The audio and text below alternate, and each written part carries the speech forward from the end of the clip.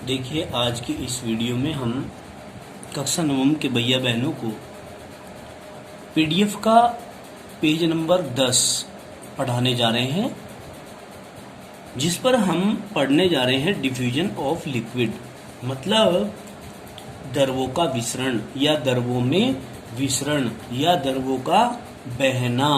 ये सब एक ही बात को अलग अलग तरीके से हम दर्शा रहे हैं, ठीक है ना। देखिए, आप लोगों को ये बात समझनी है सबसे पहले कि जो विसरण होता है ना, वो गति के समानुपाती होता है। यानी कि मॉलिक्यूल्स जितनी तेज गति करेंगे, विसरण उतना ही तीव्र गति से होगा पदार्थ का। क्लियर? ये बात समझ लेनी है। क्या कहा? पदार्थ के मॉलिक्यूल जितनी तीव्र गति से दौड़ेंगे, चलेंगे, बहेंगे, विसरण भी उतनी ही तीव्र गति से होगा। क्लियर? अब देखिए, द्रवों का विसरण या द्रवों में विसरण। आप कहेंगे चूंकि द्रव के कण गैस की अपेक्षा धीमी गति करते हैं। गैसों के कण तो क्या होता है, आप लोगों को भली भांति पता है कि दूर दूर होते हैं।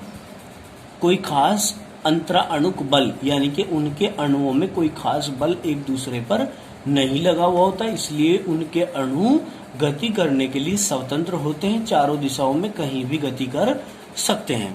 चूंकि द्रवों के कण थोड़े से पास पास होते हैं गैसों की अपेक्षा, इसलिए उनमें अंतराअणुक बल यानी कि इंट्रामोलिकुलर फोर्स काम करता है, जिसके कारण ये मॉलिक्यूल्स, द्रव के मॉलिक्यूल्स थोड़े से बाउंड रहते हैं। इतनी तीव्र गति से ये नहीं चल सकते, नहीं दौड़ सकते, नहीं इतनी तीव्र गति से बह सकते। क्लियर? यानी कि कहने की बात यह है कि गैसों से थोड़ा कम गति करते हैं, इसलिए द्रव गैसों की अपेक्षा धीमे विसरित होती है। द्रव की विसरण दर उसके घनत्व पर निर्भर करती है। किस पर? घनत्व पर। भाई, जिस द्रव का घनत्व अर्थात गाढ़ापन, अर्थात एक पर्टिकुलर एरिया में मॉलिक्यूल्स की नंबर जितनी अधिक होगी, उसकी विसरण दर उसके घनत्व पर भी निर्भर करती है। अर्थात द्रव का घनत्व जितना अधिक होगा, विसरण दर उतनी ही कम होगी, आप ये कह सकते हैं। क्लियर होगी बात? आगे चलते हैं। विसरण द्रव का क्रम निम्न प्रकार है। आप पढ़ भी रहे हैं, मैंने आपको कारण भी बता दिया है। कारण ये बताया है कि जो गैस होती है वो सबसे तीव्र गति से विसरित होती है, उससे कम द्रव विसरित होता है, और उससे कम गति से ठोस विसरित होते हैं। सबसे कम अगर विसरण पढ़ा जाएगा तो वो ठोसों में पढ़ा जाएगा। फिर हम कहेंगे इसके बाद ठोसों का विसरण, मतलब diffusion of solid. Diffusion of solid, देखिए क्या पढ़ेंगे इसमें। ठोसों में विसरण बहुत ही धीमे से होता है, क्योंकि ठोसों में कणों का स्थान निश्चित होता है। ठोसों के अंदर जो कणों का स्थान होता है वो कैसा होता है? निश्चित होता है, तथा ये अपने निश्चित स्थान से गति नहीं करते। क्या कहा भाई? ठोसों में विसरण जो होगा वो बहुत ही धीमी गति से होगा। क्यों? क्योंकि कणों में स्थान जो होता है कणों का, वो बिल्कुल डेफिनिट होता है, निश्चित होता है। ये अपने स्थान से दूसरे स्थान पर गति ही नहीं करते, इसलिए हम कह सकते हैं कि ठोसों में विसरण सबसे कम होता है। अब देखो, पदार्थ के कणों की विशेषताएं हम पढ़ने जा रहे हैं। क्या कहा? पदार्थ के कणों की विशेषताएं क्या क्या है? देखिए, पदार्थ के कण बहुत बहुत छोटे कणों से मिलकर बने होते हैं, मतलब बहुत ही छोटे कणों से मिलकर बने होते हैं पदार्थ के कण, ठीक है ना। पदार्थ के कणों में द्रव्यमान होता है। क्या होता है पदार्थ के कणों में? द्रव्यमान, तथा इनके बीच रिक्त स्थान होता है। इनके बीच में क्या होता है? रिक्त स्थान होता है। फिर कहा, पदार्थ के कण निरंतर गतिशील होते हैं। पदार्थ के कण क्या होते हैं? निरंतर गतिशील होते हैं, कंटिन्यूअसली मोशन करते रहते हैं। एक स्थान से दूसरे स्थान पर ये गति करते रहते हैं, दौड़ते फिरते रहते हैं। क्लियर हो गई बात? क्योंकि कक्षा नवम के विद्यार्थी हैं, इसलिए थोड़ा सा घरेलू भाषा में एग्जाम्पल के माध्यम से इनको समझाना पड़ रहा है। और मैं आप सभी लोगों को बता दूं कि केमिस्ट्री को पढ़ने के लिए, रसायन विज्ञान को पढ़ने के लिए, आसान बनाने के लिए दैनिक जीवन के उदाहरण इसमें शामिल करने होंगे, तब जाकर के हम इसको आसानी से समझ सकते हैं। क्लियर। नेक्स्ट पॉइंट, पदार्थ के कण एक दूसरे को अपनी ओर आकर्षित करते हैं। यानी कि कहने की बात यह है कि पदार्थ के जो कण होंगे उनमें आपस में एक दूसरे के प्रति बल लगेगा। वो बल आकर्षण बल भी हो सकता है। अगर मॉलिक्यूल एक दूसरे को पास खींच रहे हैं, एक दूसरे के पास जा रहे हैं, तो आकर्षण बल होगा। ठीक है ना, इसको हम सहसंजक बल भी कह देते हैं। और यदि मॉलिक्यूल एक दूसरे से दूर भाग रहे हैं, प्रतिकर्षण बल होगा, उसको हम आसंजक बल भी कह देते हैं। समान प्रकार के अणु यदि पास आते हैं तो उसको सहसंजक बल, कोएसिव फोर्स बोलते हैं। और यदि भिन्न प्रकार के कण एक दूसरे को दूर भगा रहे हैं तो फिर उसको हम प्रतिकर्षण बल भी कहेंगे, आसंजक बल भी कहेंगे, और इसको एडेसिव फोर्स भी अंग्रेजी में आप लोग नाम दे सकते हैं। क्लियर। अब आगे चलते हैं। नेक्स्ट आता है पेज नंबर 11 पीडीएफ का। ठीक है, ठोसों की विशेषताएं, ठोस की विशेषताएं पढ़ेंगे। बहुत ही अच्छा टॉपिक है।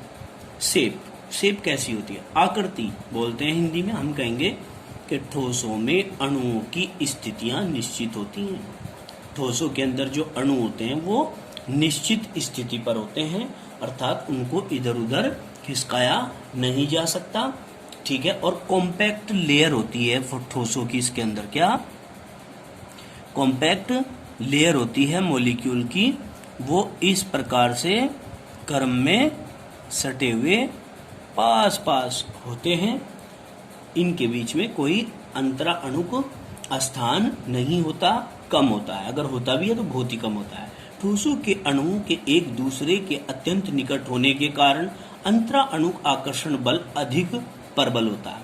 भाई देखिए, ये अणु एक दूसरे से बंधे हुए हैं, इसका मतलब इनके बीच में पूरा जबरदस्त फोर्स कार्य कर रहा है, जिसको हम नाम दे रहे हैं अंतरा अणुक आकर्षण बल। इसीलिए ये एक दूसरे से बंधे हुए हैं।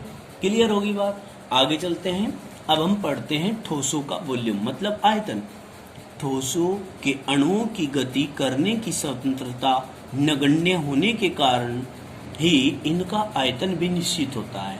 ठीक है ना, मतलब ये अणु एक स्थान से दूसरे स्थान पर नहीं जा सकते, इसलिए इनका आयतन भी क्या होगा, निश्चित होगा। क्लियर हो गई बात। डेंसिटी की बात करते हैं। डेंसिटी होता है घनत्व।